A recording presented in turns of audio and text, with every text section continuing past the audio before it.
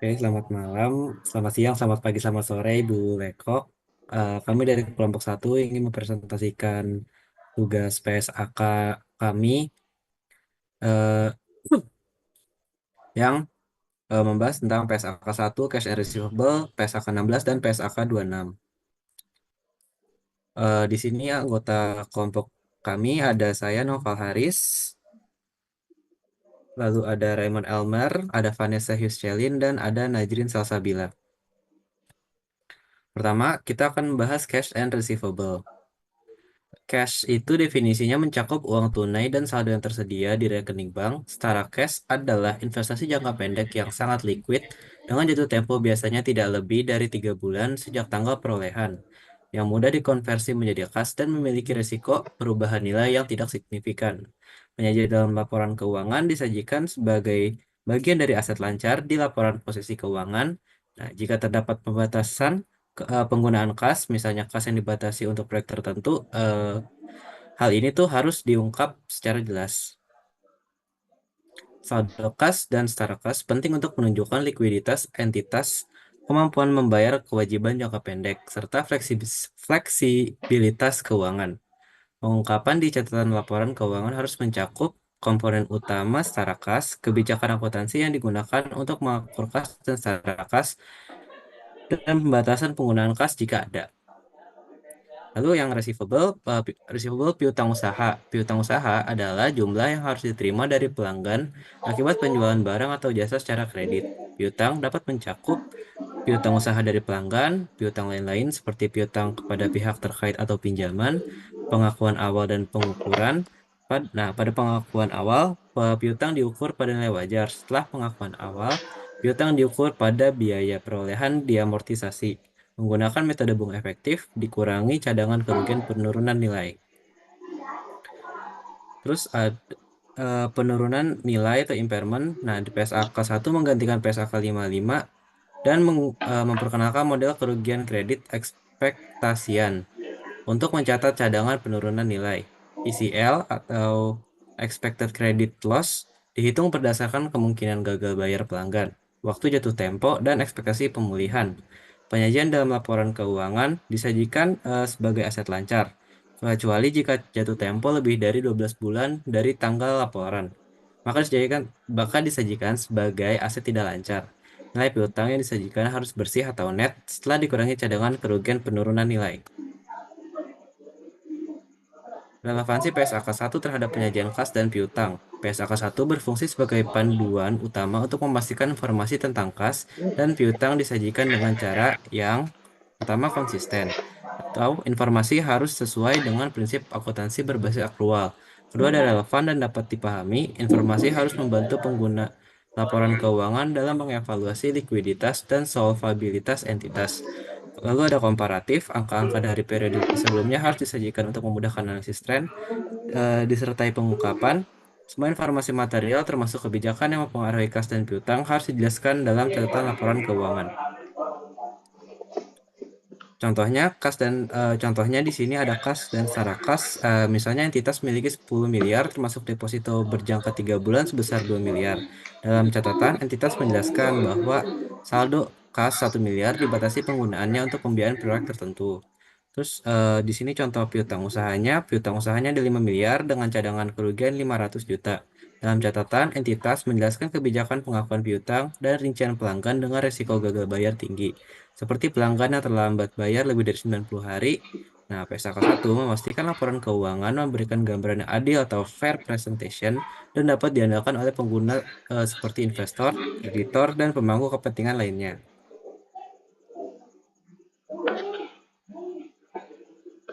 Oke, selanjutnya kita akan membahas mengenai Plant, Property, and Equipment dari PSAK 16. Oke, jadi di PSAK 16 ini kita membahas mengenai aset tetap, di mana untuk aset tetapnya sendiri merupakan aset berwujud yang dimiliki untuk digunakan dalam produksi atau penyedia barang atau jasa untuk direntalkan kepada pihak lain atau tujuan administratif, yang juga diperkirakan untuk digunakan selama lebih dari satu periode. Jadi apabila itu kurang dari satu periode, maka dia tidak bisa diakui sebagai aset tetap. Nah, selanjutnya kita membahas mengenai beberapa kata yang biasanya ditemukan pada saat kita membahas materi.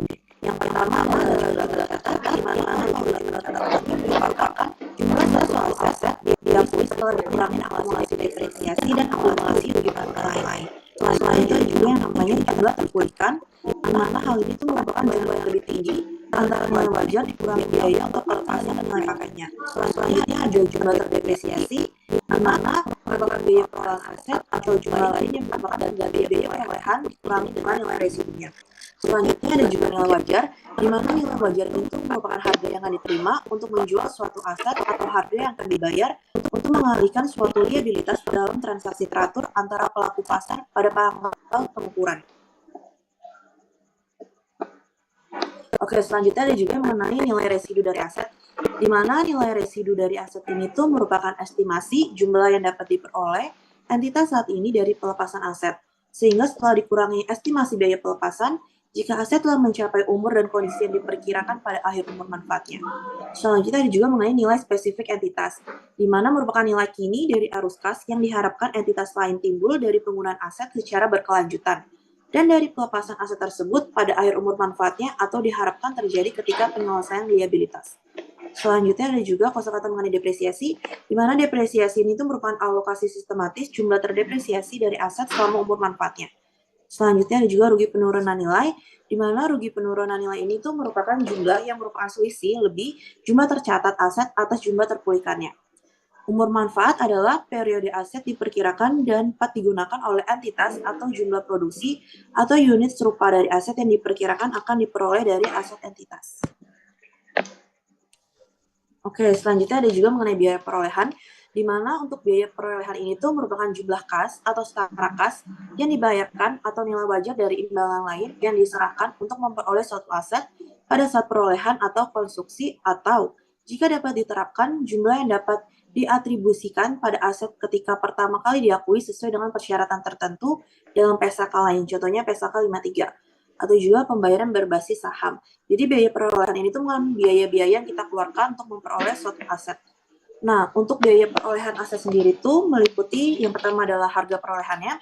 Di harga perolehan itu merupakan harga yang kita dapatkan untuk mendapatkan aset tersebut, termasuk biaya impor dan pajak pembelian yang tidak dapat dikreditkan setelah dikurangi diskon dan potongan lain. Setiap biaya mendapatkan persentase masing-masing. Dan juga diatribusikan secara langsung untuk membawa aset ke lokasi dan kondisi yang diinginkan supaya aset tersebut siap digunakan sesuai dengan intensi manajemen. Estimasi awal biaya pembongkaran dan pemindahan aset tetap dan restorasi lokasi aset tetap. Untuk biaya perolehan aset tetap sendiri akan diakui sebagai aset jika dia kemungkinan besar entitas akan memperoleh manfaat ekonomi masa depan dari aset tersebut dan biaya perolehannya dapat diukur secara andal. Nah, untuk biaya perolehan aset sendiri merupakan biaya perolehan sama dengan harga tunai pada tanggal pengakuan. Jika pembayaran melampaui periode kredit normal, selisih bunga akan dikapitalisasi. Untuk contohnya yang bukan termasuk biaya aset tetap seperti biaya pembukaan fasilitas baru, biaya pengenalan produk atau jasa baru, biaya penyelenggaraan bisnis di lokasi baru atau pelanggan baru, serta biaya administrasi dan biaya overhead umum lainnya. Untuk pengakuan biaya aset tetap sendiri merupakan biaya yang digunakan agar aset dapat beroperasi, tidak diakui dalam jumlah tercatat, dan biaya langsung kegiatan konstruksi dan pengembangan aset bisa diakui jika berkaitan dengan tujuan manajemen. Untuk pengukurannya sendiri setelah pengakuan terdiri dari dua model. Yang pertama adalah model biaya dan model revaluasi. Di mana model biaya sendiri aset ini akan diukur dengan biaya perolehan dikurangi dengan akumulasi depresiasi, sedangkan model revaluasi sendiri aset akan diukur berdasarkan nilai wajar yang direvaluasi. Untuk transaksi pertukaran aset akan ditentukan berdasarkan substansi komersial dan nilai wajar, dan transaksi dianggap sebagai memiliki substansi komersial jika mempengaruhi arus kas atau nilai ekonomis aset. Untuk contoh biaya yang dapat diatribusikan secara langsung seperti biaya penyiapan lahan untuk pabrik, biaya penanganan dan penyerahan awal, biaya instalasi dan perbaikan, serta biaya pengujian aset apakah aset ini akan berfungsi dengan baik, serta ada juga free profesional. Oke, selanjutnya kita membahas mengenai model revaluasi, di mana model revaluasi aset tetap ini merupakan frekuensi revaluasi aset tetap bergantung pada perubahan nilai wajar aset. Jika perubahan signifikan dan material, maka diperlukan revaluasi lanjutan secara periodik. Dan juga revaluasi ini dilakukan terhadap seluruh aset tetap dalam satu kelas aset yang sama untuk menjaga konsistensi nilai tercatatnya. Peningkatan nilai akibat revaluasi diakui dalam penghasilan komprehensif lain, di mana di sini masuk ekuitas dan menjadi surplus revaluasi. Sebaliknya, penurunan nilai akibat revaluasi akan diakui di dalam laporan laba rugi. Nah, dari revaluasi aset ini tuh akan adanya dampak terhadap pajak penghasilan, di mana dampak atas pajak penghasilan itu tetap akan diakui sesuai dengan ketentuan PSAK 46 mengenai pajak penghasilan. Oke, selanjutnya depresiasi aset tetap. Depresiasi ini tuh harus dihitung secara terpisah untuk setiap bagian aset yang memiliki umur manfaat signifikan yang berbeda-beda. Dan juga setiap entitas dalam mengelompokkan beberapa bagian signifikan dalam satu metode depresiasi yang sesuai. Di mana beban depresiasi nantinya akan dilaporkan di dalam laporan laba rugi, kecuali jika terkait langsung dengan aset lain, misalnya produksi persediaan. Selanjutnya mengenai surplus revaluasi aset tetap, di mana surplus revaluasi aset tetap yang tercatat dalam ekuitas dapat dialihkan langsung ke saldo laba saat aset tersebut dihentikan penggunaannya. Untuk surplus revaluasi tidak diakui sebagai laba ketika dialihkan ke saldo laba pajak penghasilan. Oke, selanjutnya itu mengenai kebijakan akuntansinya sendiri. Kalau seandainya entitas mengubah kebijakan akuntansi dari model biaya ke model revaluasi dalam pengukuran aset tetap, maka perubahan tersebut itu berlaku secara prospektif. Untuk depresiasi aset tetap, depresiasi itu akan dihitung untuk setiap bagian aset tetap yang memiliki biaya perolehan signifikan secara terpisah dari total biaya aset tersebut. Nah, untuk bagian aset tetap yang signifikan memiliki umur manfaat dan metode depresiasi yang berbeda sehingga dapat dikelompokkan secara khusus. Entitas dapat memilih untuk mendepresiasikan secara terpisah bagian aset dengan nilai tidak signifikan terhadap total biaya perolehan. Nantinya beban depresiasi yang ada ini akan diakui di dalam laporan laba rugi kecuali jika terkait dengan aset lain. Selanjutnya depresiasi. Beban depresiasi untuk setiap periode diakui dalam laba rugi, kecuali jika beban tersebut termasuk dalam jumlah tercatat aset lain, jumlah terdepresiasi, dan periode depresiasi. Depresiasi dialokasikan secara sistematis sepanjang umur manfaat aset tetap. Nilai residu dan umur manfaat harus ditinjau setidaknya setiap tahun. Perbaikan dan pemeliharaan tidak menghentikan depresiasi. Depresiasi dihentikan jika aset diklasifikasikan sebagai aset tersedia untuk dijual atau saat aset tidak digunakan. Metode depresiasi. Metode yang digunakan harus mencerminkan pola konsumsi manfaat aset. Contohnya, metode garis lurus, saldo menurun ganda, dan unit produksi. Jika ada perubahan metode, maka harus mengikuti PSAK 25 atau kebijakan akuntansi, estimasi, dan kesalahan. Penurunan nilai aset tetap. Aset tetap harus dinilai untuk kemungkinan penurunan nilai sesuai PSAK 48. Jika terjadi penurunan nilai, aset diturunkan sebesar jumlah yang dapat dipulihkan. Penghentian pengakuan aset tetap. Aset dihapus dari laporan keuangan jika yang pertama dijual, kedua tidak lagi memberikan manfaat ekonomi, keuntungan atau kerugian dari pelepasan aset diakui dalam laporan laba rugi. Kompensasi dan pelepasan aset tetap. Kompensasi dari pihak ketiga untuk kerusakan atau kehilangan aset diakui saat terjadi. Laporan keuangan harus mengungkapkan nilai tercatat setiap kelas aset tetap, perubahan nilai aset tetap selama periode berjalan, kompensasi dari pihak ketiga akibat penghentian aset tetap. Komponen penyusutan. Penyusutan dilakukan dengan metode yang sistematis berdasarkan estimasi umur manfaat ekonomis aset tetap, nilai residu aset setelah penggunaannya. Penyusutan diungkapkan dalam laporan keuangan, penurunan nilai, dan revaluasi. Jika terjadi penurunan nilai, aset tetap harus diukur kembali sesuai PSAK 48 atau penurunan nilai aset. Dalam revaluasi, nilai aset tetap harus mencerminkan nilai wajar dan ditinjau secara periodik. Ketentuan transisi dan tanggal efektif. Ketentuan transisi jika terdapat perubahan kebijakan atau definisi entitas menerapkan perubahan tersebut secara prospektif dan retrospektif tergantung pada amandemen PSAK 16 yang berlaku. Tanggal efektif Amandemen PSAK 16 efektif berlaku sejak periode buku yang dimulai pada atau setelah tanggal 1 Januari 2015 dan 1 Januari 2016. Selanjutnya ada Plan Property and Equipment PSAK 26. Biaya pinjaman adalah bunga dan biaya lain yang ditangguhkan entitas hubung dengan peminjaman dana.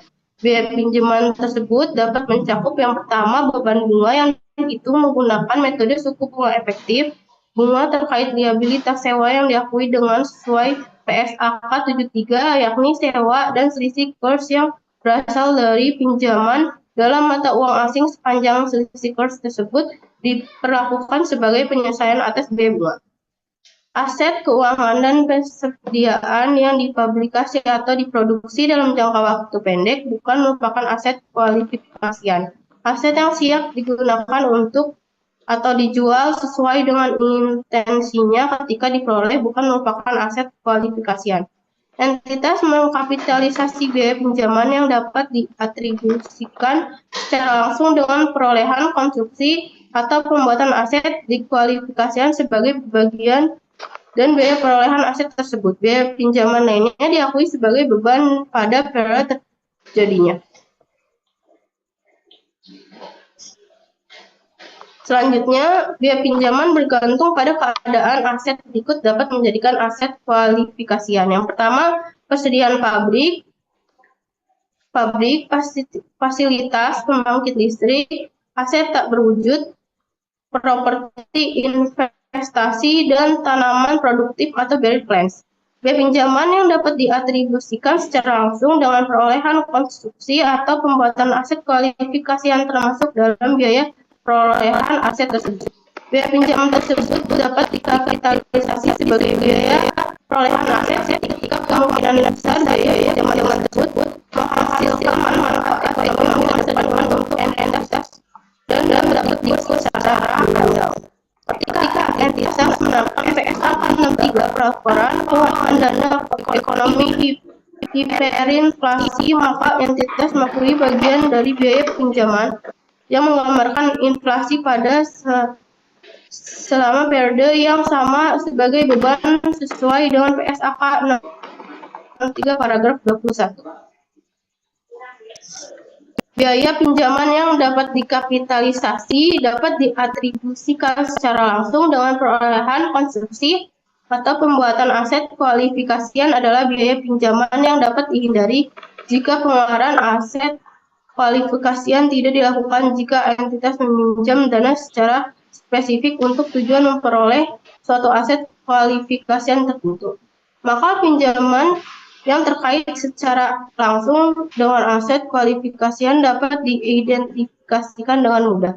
Selisih jumlah tercatat aset kualifikasian atas jumlah terpulih ketika jumlah tercatat atau biaya perolehan yang diekspektasikan aset kualifikasi melebihi jumlah yang dapat dipulihkan atau nilai realisasi netonya. Maka jumlah tercatat diturunkan nilainya atau dihapuskan buku sesuai dengan pengaturan dalam pernyataan lain. Pada tertentu jumlah yang diturunkan nilainya atau dihapus bukukan dapat dipulihkan sesuai dengan pernyataan lain tersebut. Selanjutnya ada permulaan kapitalisasi, yaitu entitas mulai mengkapitalisasi biaya pinjaman sebagai biaya perolehan aset kualifikasi pada tanggal awal. Tanggal awal adalah tanggal ketika entitas pertama kali memenuhi seluruh kondisi. Yang pertama, terjadinya pengeluaran untuk aset. Kedua, terjadinya biaya pinjaman. Tiga, entitas telah melakukan aktivitas yang diperlukan untuk mempersiapkan aset agar dapat digunakan atau dijual dengan intensinya. Pengeluaran atas aset dikualifikasikan hanya mencakup pengeluaran yang mengakibatkan pembayaran kas, pengalihan aset lain, atau liabilitas berbunga yang diambil alih. Selanjutnya, yang terakhir ada penghentian kapitalisasi, yaitu entitas menghentikan kapitalisasi biaya pinjaman ketika secara substansial seluruh aktivitas yang dilakukan untuk mempersiapkan aset kualifikasian agar dapat digunakan atau dijual sesuai dengan intensi telah selesai. Sekian presentasi dari kami. Mohon maaf ada salah kata. Terima kasih.